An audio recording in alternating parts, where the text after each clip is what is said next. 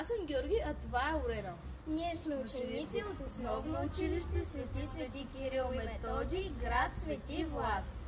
Днес ще ви разведем из нашето училище и ще изненадаме някои от нашите любими учители, като посетим техен час.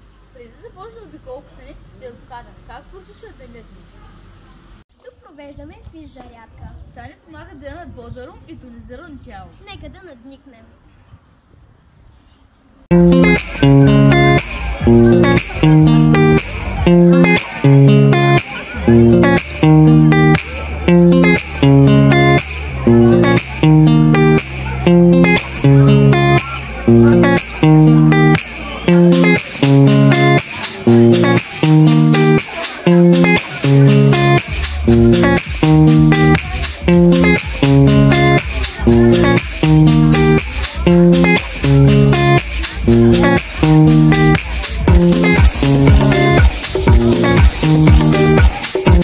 Георги, сега разбрали, че трябва да наблегнеш повече на спорта, не на баничките.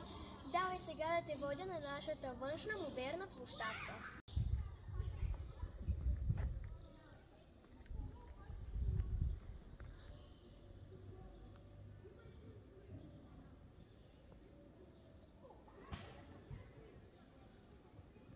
Това е ресурсният ни кабинет.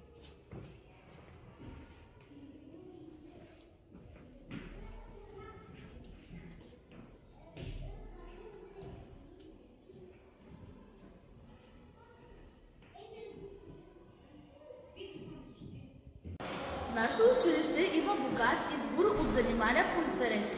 Понякога разнообразяваме, като играем някои древноримски и филипински игри. Някои от имената им са Тик-так-ток, Toe, Тао, Тоу и Тапатата.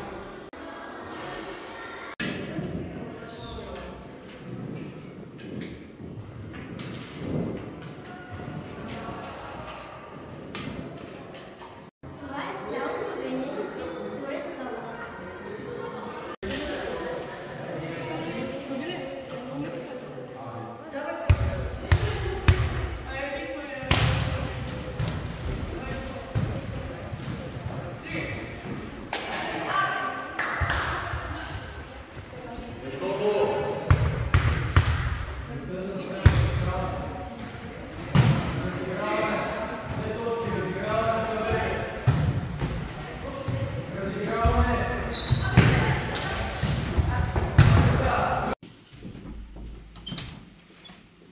Здравейте, госпожа Андонова! Здравейте, ученици! Как сте?